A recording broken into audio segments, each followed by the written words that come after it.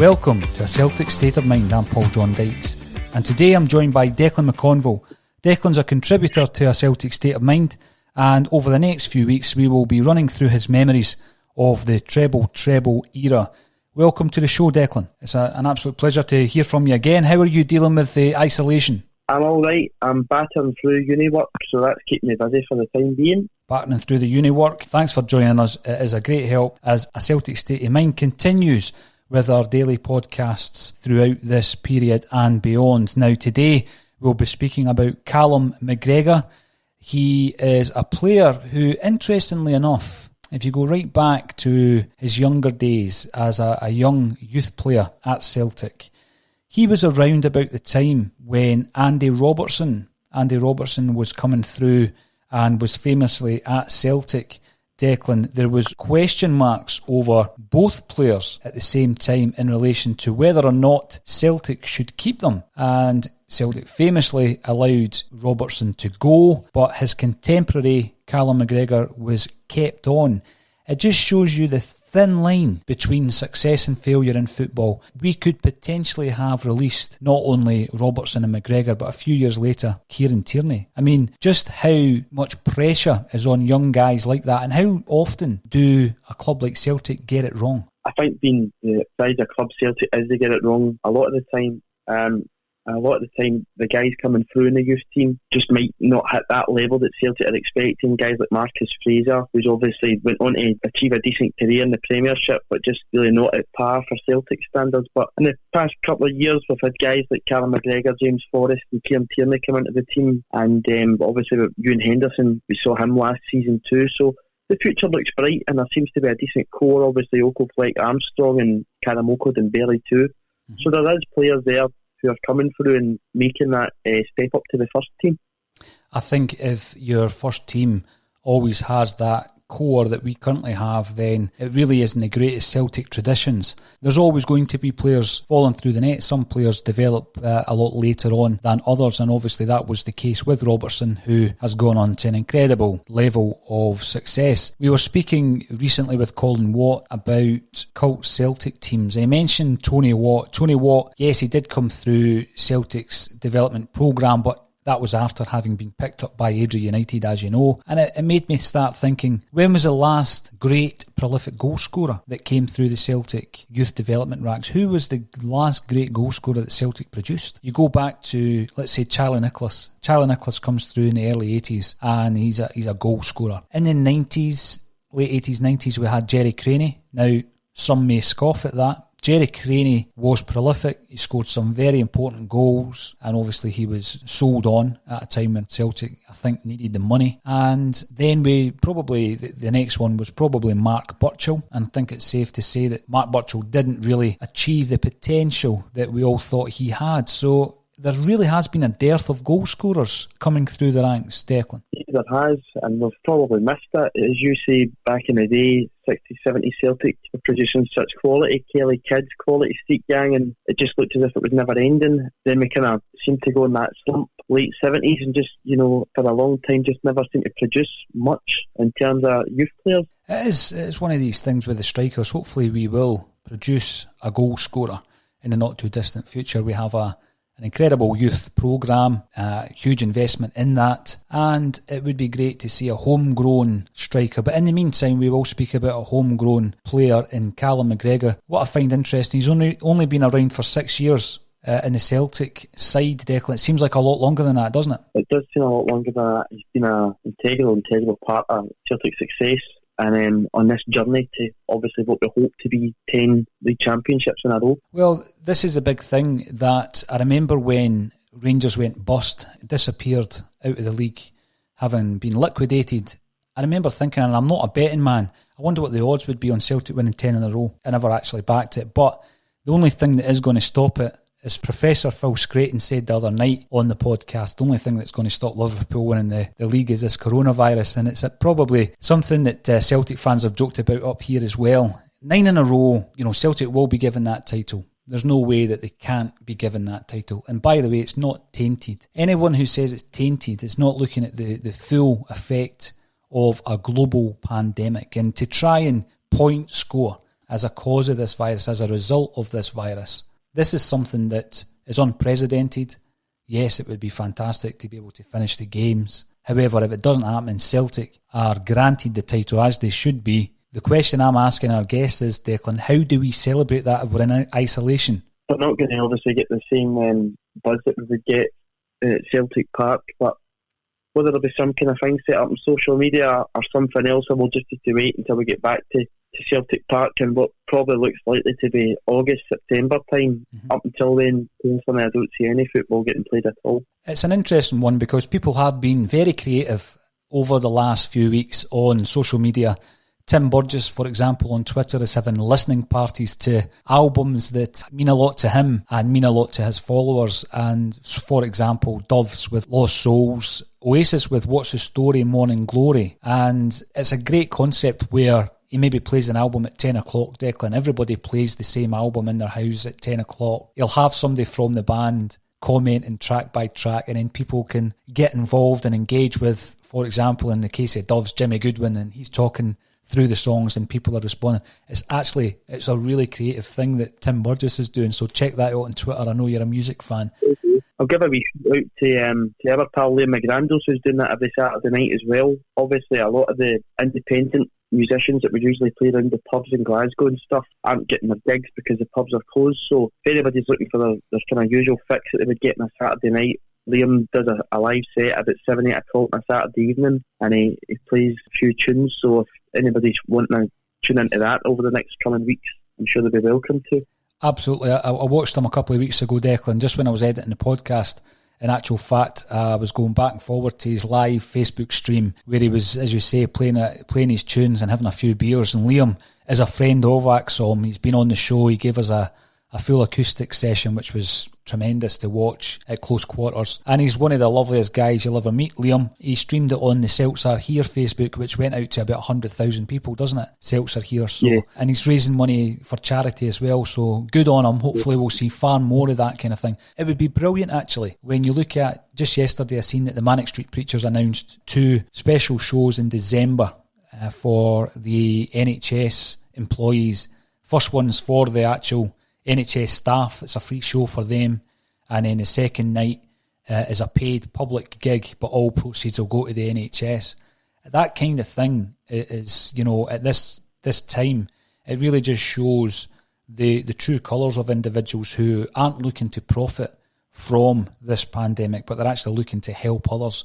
And a band like the Manics, who have always had that left-wing sensibility about them, it really doesn't surprise me. I'd love to see some other artists giving us wee impromptu gigs on Facebook and YouTube live. It'd be brilliant, wouldn't it? I know the Delanichi's doing that as well in December. They're playing a gig at the Barrowlands NHS staff for free as well. So again, as you say, it's nice to see people really showing their true colours and not looking to profit from what is a horrific situation that's going on. Absolutely, yeah.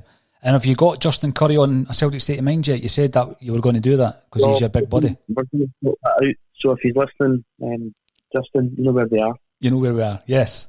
And we'll get in touch with him. Hopefully we can do something in the future with Justin Curry, as we did with his good pal Kevin McDermott in what was one of the best acoustic sessions that we've done on a Celtic State of Mind, without a doubt. But the reason I brought up the 9 and 10 in a row thing is I have been speaking quite a bit about, obviously, where the Scottish game is going to be after this, and nobody knows is the first answer to that. However, there is the possibility that, Declan, in all honesty, Celtic will be playing their football elsewhere. Yeah, there could be. I mean, we've listened to what David Lowe's said on the subject. We don't know what the makeup of this league is going to be come August, September time. That's if teams are still around. That's if teams have kept players, contracts, wages, are able to keep up with bills.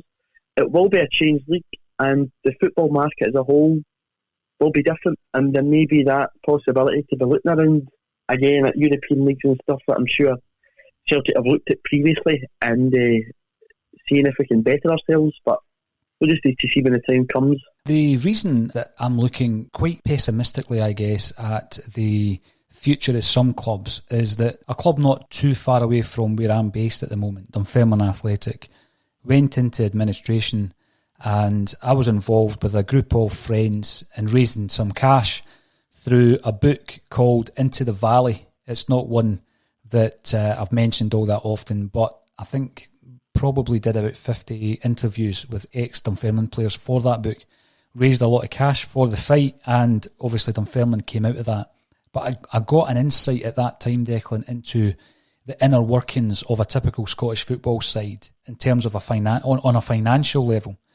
And it was actually quite stark. It was very bleak to see how a club like Dunfermline, with a rich history in Scottish football, were actually run on a shoestring and worse. It was a real eye-opener for me, for a club at that kind of level, and how they were run at that time. I'm not saying that they still are, but there will be other clubs who are run as amateurishly as some of the clubs previously who found themselves in financial trouble.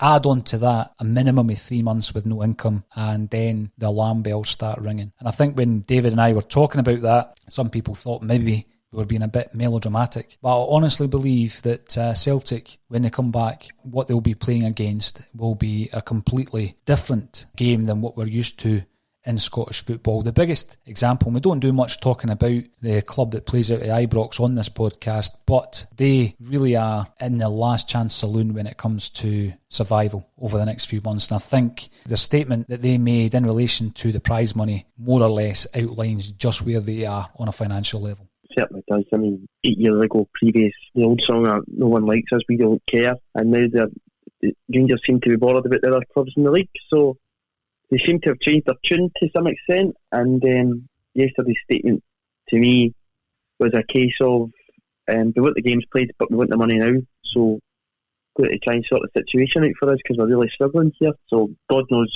what situation Rangers are going to find themselves in. We know, I mean, it's been well documented that in late November last year there was a need for £15 million.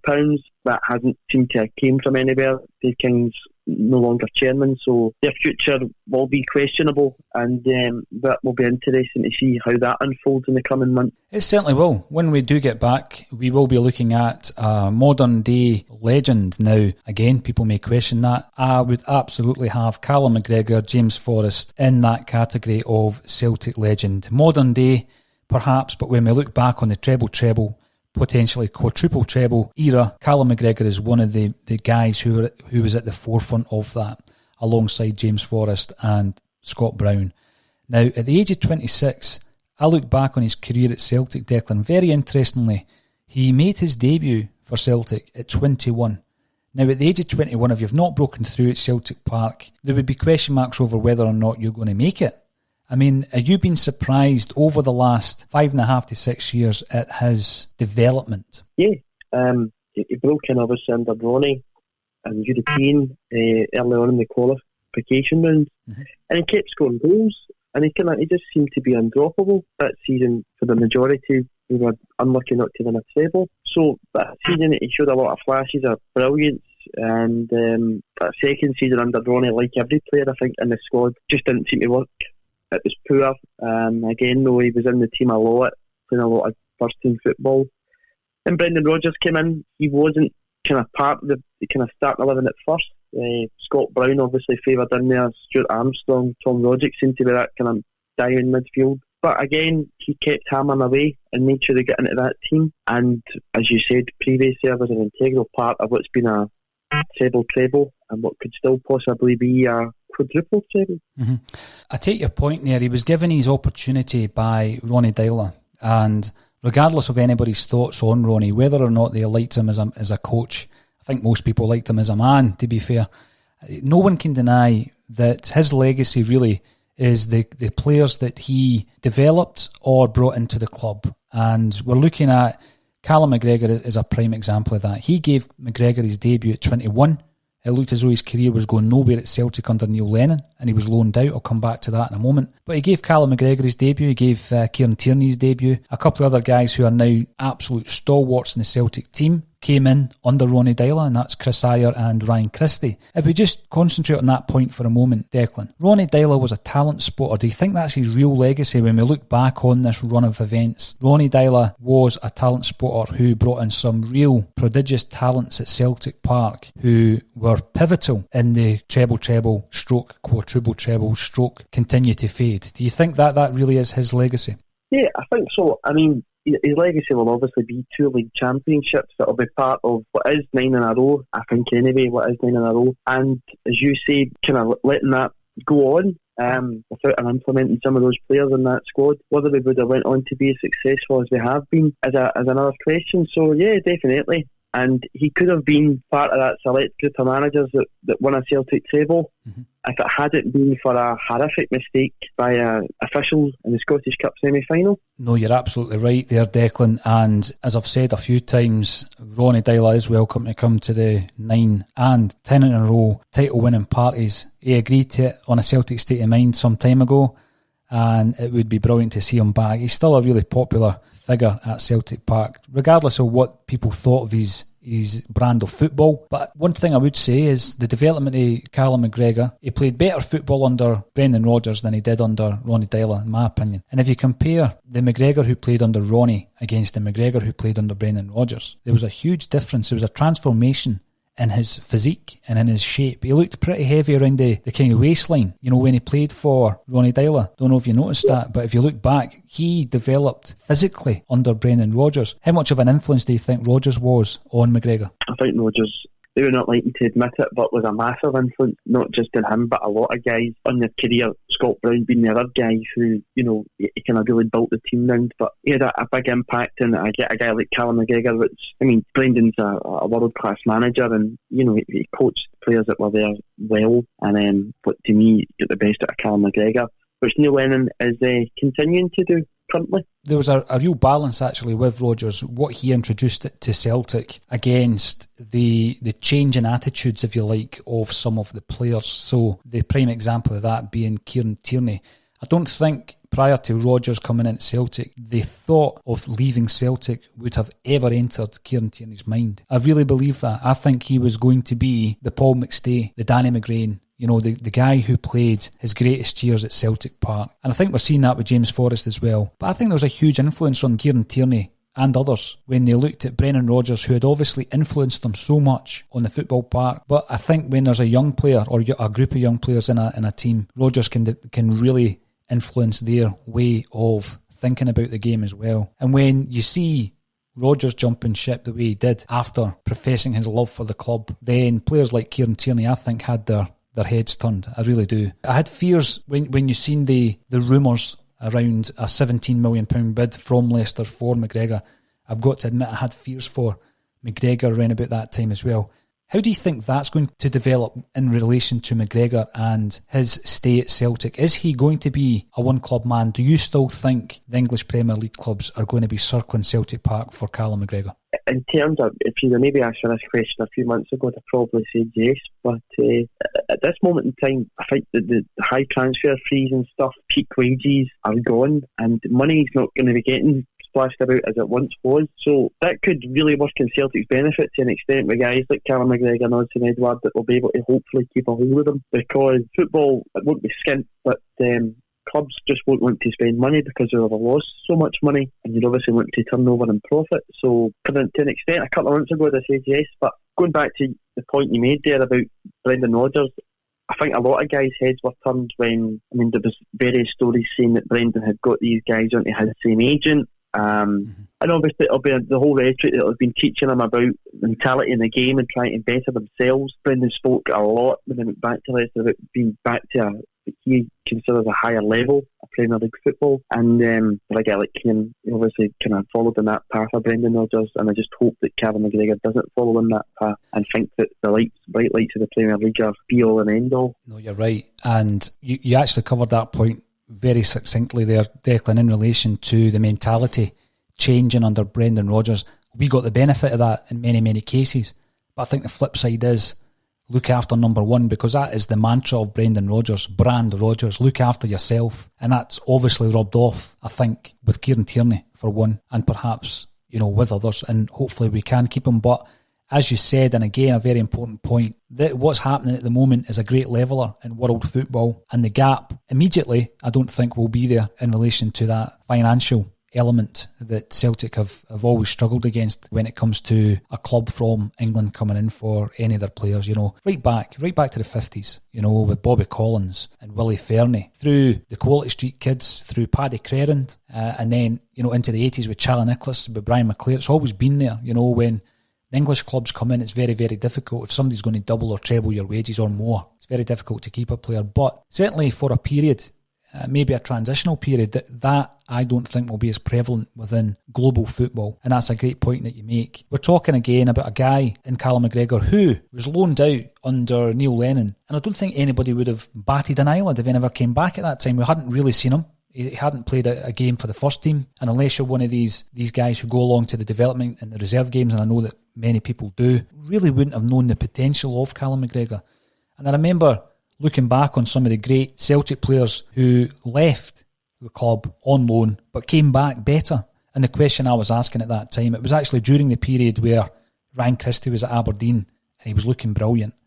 And I said, can he come back and make an impression on the Celtic team? And I did an article for the Celtic State of Mind website, axom.net, running through 5 guys who had gone out on loan and potentially come back stronger players. And the guys that I mentioned at that time didn't involve Chris Ayer because he hadn't come back and shown what he's shown since. So the list I had at number 5 was Liam Miller, who, when Mark Reaper was in charge of our house in 2001, he took Liam Miller over there, and obviously he did come back. He came back, he made a big impression over there. He went over with another young Celtic player at the time, Mickey Doyle, and Liam Miller went over. God bless Liam Miller. And he came back a much better player, and obviously he ended up securing a move down to Manchester United under Alex Ferguson. Number 4 that I used as an example was Pat McCluskey, going further back a wee bit. Pat was in the crop of players just behind the Quality Street kids, and in the early 1970s he was loaned out to Sligo Rovers. It was something that Sean Fallon and Sean Fallon's dad, John Fallon, no relation to the other John Fallon, they arranged a move for Pat to go over and play on loan. He went over there, he had a very good spell over there, and he ended up coming back and playing over 200 games for Celtic. So that was definitely a successful move. Callum McGregor was in there at number 3, Declan, and obviously he went away to Notts County, scored quite a few goals, played I think for 18 months, and he was a top goal scorer. He comes back under Deila and he goes right into a European game, scores in his debut, and has never really looked back. There's been a few periods of time under Ronny Deila actually where I think he was in and out of the side, but he's developed into an integral part of our team.